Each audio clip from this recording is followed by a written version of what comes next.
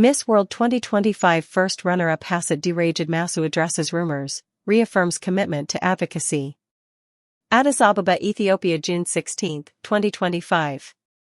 Hasset Dirajid Masu, named first runner-up at the Miss World 2025 pageant held in Hyderabad, India, on May 31, 2025, issued an official statement today addressing recent speculations and outlining her priorities. The Ethiopian representative expressed gratitude for the global platform, which she plans to leverage to advance her advocacy for education and women's empowerment. I am deeply honored to have represented Ethiopia and achieved this milestone, Hasset said. I am thankful for the unwavering support of my family, friends, and fans. This journey has strengthened my resolve to make a meaningful impact through my Beauty with a Purpose project, focused on improving access to education for young girls. Addressing rumors about her personal life, Hasset clarified, I am currently single and have no plans for a romantic relationship or engagement. As a full-time student, my focus remains on my academic pursuits and career goals. Balancing my studies with the responsibilities of my title is my priority, and I am dedicated to personal growth and community impact. Hasset also debunked false social media reports claiming she received a $500,000 prize for her placement. These claims are entirely untrue. I have not been awarded any monetary prize, she stated.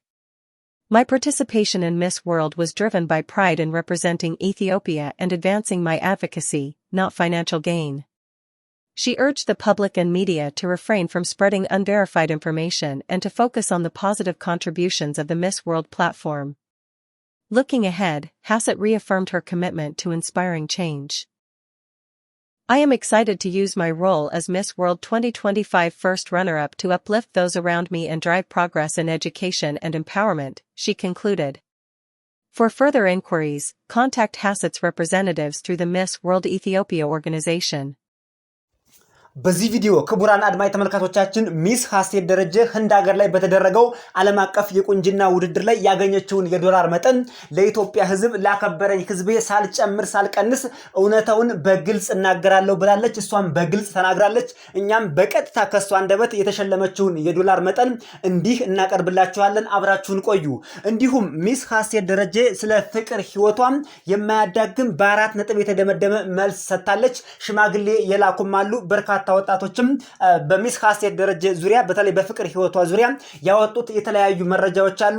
ከሷ አንደበት ግን በአራት ነጥብ የተዘጋ የፍቅር ምራፏና የፍቅር ህይወቷ አሁን ያለችበት የፍቅር ህይወት ምን እንደሚመስል በቀጥታ ከሷ አንደበት እንዲህ እናስደምጣችኋለን። የዩቲዩብ ቻናሉን ግን ሰብስክራይብ ማድረግ እንዳይረሳ። ይህ የአማርኛ ቨርዥኑ ነው። በእንግሊዘኛ ቨርዥኑ ወደ ኋላ አቀርበንላችኋል። ሚስ ወርልድ አፍሪካ መሆን በጣም ብዙ እድሎችን ይዞልኝ መጥቷል። በጣም ብዙ ነገሮችን ይዞልኝ መጥቷል። ግን 67 ሚሊዮንን ማን እንዳወራው አላውቅም።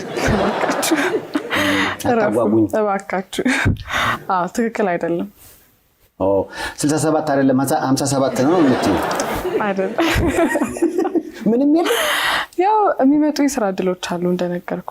ከዛ ባለፈ ግን እንደዚህ ነው ተብሎ የሚነገር ነገር የለም። አወዳዳሪዎቹ ግን ለአንደኛው $1 ሚሊዮን ሸልመው ለሁለተኛው ምንም አለመስጠት ግን ልክ ነው? ምንም አለመስጠት ማለት ከባድ ነው። እኔ በጣም ብዙ ነገር ነው ያገኘሁት በዚህ ውድድር። እግዚአብሔር ይመስገን ኢትዮጵያ ዛ መድረክ ላይ መጣራቷ ለኔ $1 ሚሊዮን በላይ ነው።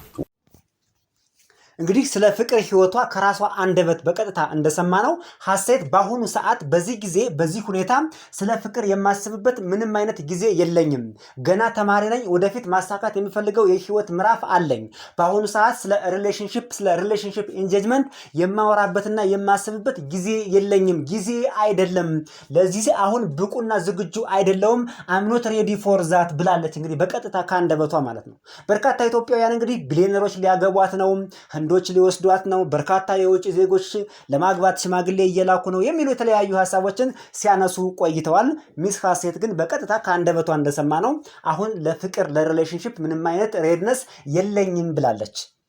መቼ ታገባለች እንዴት ታገባለች የሚመለከተን ነገር የለም። የአንድን ሰው የግል ህይወትና ፕላን በዚህ ድረስ ውስጥ ድረስ ገብተን እዚህ ደረጃ ድረስ ገብተን ማጣራቱም ብዙም ኢምፖርታንስነት የለውም፣ ሪሌቫንስም አይደለም። በነገራችን ላይ እንዲያው ከተነሳ አይቀርና በትልቅ ሚዲያም ስለተጠየቀች እኛም እናንሳው በሚል ነው እንጂ ሰዎች በግል ህይወታቸውን በዚህ ደረጃ አልፎ መነካካቱ ብዙ አስፈላጊ አይደለም። ይልቁንስ ስለ ሀገር የምትሰራ ወጣት ናት። ስለ ሀገር የምትሰራቸው ፕሮጀክቶቿ ላይ ራዕዮቿ ላይ የምታስባቸው ወደፊት ማሳካት የምትፈልገው ግብ ላይ አትኩረን ብንሰራ እዛ ላይ ብንነጋገር መልካም ነው እንላለን። እዚህ ደረጃ በፕራይቬት ነገሮች ያሉ ነገሮች ላይ ብዙ ባናተኩር ለማለት ያክል ነው። እናመሰግናለን። እንግዲህ ክቡራን አድማጭ ተመልካቾቻችን ቪዲዮውን ተመችቷችሁ ወዳችሁት ከሆነ ላይክ አድርጋችሁ ሰብስክራይበርም አብራችሁ ተጫኑ።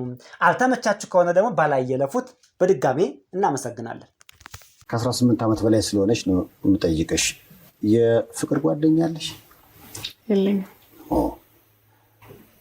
ከአሁን በፊት ጥያቄ ቀርቦልሽ ያውቃል? ያውቃል። ይህን ውበት ይዞ አለመጠየቅ ከባድ ነው። እንዴት ብዬ ልንገርህ? ያው ተማሪ ስትሆን ፎከስ ተማሪ ስትሆን ደግሞ ብዙም እንደዚህ አይነት ነገር አታስተናግድም እንጂ ዘግተሽዋል በሩ። አይሻልም? ኧረ ይሻላል። አለበለዚያ ከባድ ነው እኮ። ግን የምታስቢው የሆኑ ህልሞችን ከሄድሽ የሆነ ቦታ ከደረስሽ በኋላ ነው ስለ ግል ህይወትሽ ማሰብ የምትፈልጊው ወይንስ መሆን የምትፈልጊው ነገርና የግል ህይወትሽን ጎን ለጎን ማስተናገድ ነው የምትፈልጊው? ሁሉም ነገር ባላንስ ይጠይቃል ብዬ አስባለሁ።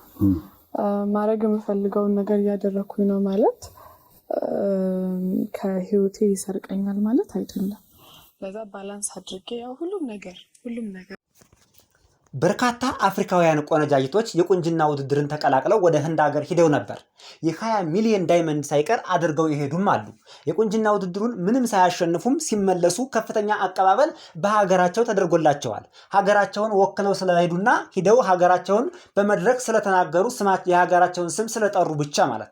ሀሴት ግን የቁንጅና ውድድሩን አሸንፋም ኢትዮጵያንም ለዓለም አቀፉ ማህበረሰብ በሰፊው አስተዋውቃም የተደረገላት አቀባበልና ሽኝት በመጠኑ የተወሰነ ነገር የሚጎለው ነገር አለ ነው።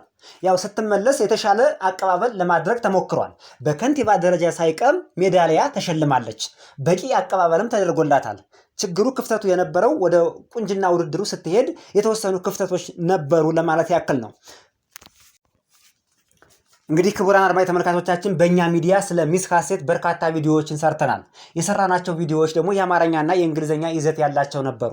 በተለይ የእንግሊዝኛ ኮንቴንት ያላቸው ቪዲዮዎቻችን ስለ ሚስ ሀሴት ብቃትና ታለንት እንዲሁም ኢትዮጵያን ለዓለም አቀፉ ማህበረሰብ ያስተዋወቀችበትን ልዩ ጥበቧን አማርኛ መስማት ለማይችለው ማህበረሰብ በእንግሊዝኛ ጭምር ለሰፊው የዓለም አቀፍ ማህበረሰብ ስናደርስ ቆይተናል።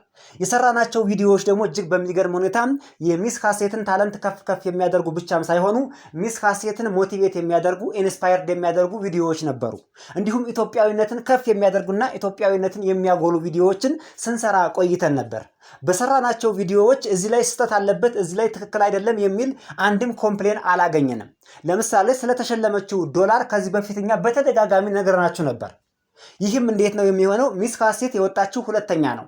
በቁንጅና ውድድር ሁለተኛ የወጣ ከዚህ በፊት የተካሄዱትን ዶክመንቶችና ሪካርዶች ተመልሰን ቸክ ስናደርግ ሁለተኛ የወጣው እዚህ ግባ የሚባል ገንዘብ አይሸለምም። ለምሳሌ ከዚህ በፊት በ2017 የተካሄደው የቁንጅና ውድድር ላይ ሁለተኛ የወጣው $3000 ነው የሚሸለመው፣ ወይም ሁለተኛ የወጣችው $3000 ነው የምትሸለመው። አንደኛ የወጣችው ግን $1 ሚሊዮን የአሜሪካ ዶላር ትሸለማለች። ከዚህ በላይ ግን ሚስ ሀሴት ከበቂና ከበቂ በላይ የሚሆነው ለሚስ ሀሴት አንደኛ ኢንተርናሽናሊ ሪኮግናይዝድ ሆናለች፣ ሁለተኛ ኢትዮጵያን በዓለም አቀፉ መድረክ ይነስም ይብዛም ኢትዮጵያን በሰፊው አስተዋውቃለች። ከዚህ በኋላ የሚመጡ ለሚስ ሀሴት በርካታ እድሎች አሉ። ትልልቅ ድርጅቶች ተቋማትም ሳይቀሩም በፊልም ስራ፣ በማስታወቂያ ስራ እንዲሁም በስፖንሰር መልክ በርካታ ድርጅቶች ወደ ሀሴት ይጎርፋሉ። ይሄ ምንም ጥርጥር የለውም። ያለውን ከባረከላትና ባለው ብቃቷና ታለንቷ ኢትዮጵያን ካገለገለቻት ከበቂና ከበቂ በላይ ነው። ሚስ ሀሴት ወደ ቁንጅና ውድድሩ ስትሄድ የተደረገላት በቂ ዝግጅት አይደለም ብለን ከዚህ በፊት ተነጋግረናል። ከሚስ ሀሴትነት ወጥተው እንኳን ተሸንፈው ማለት ነው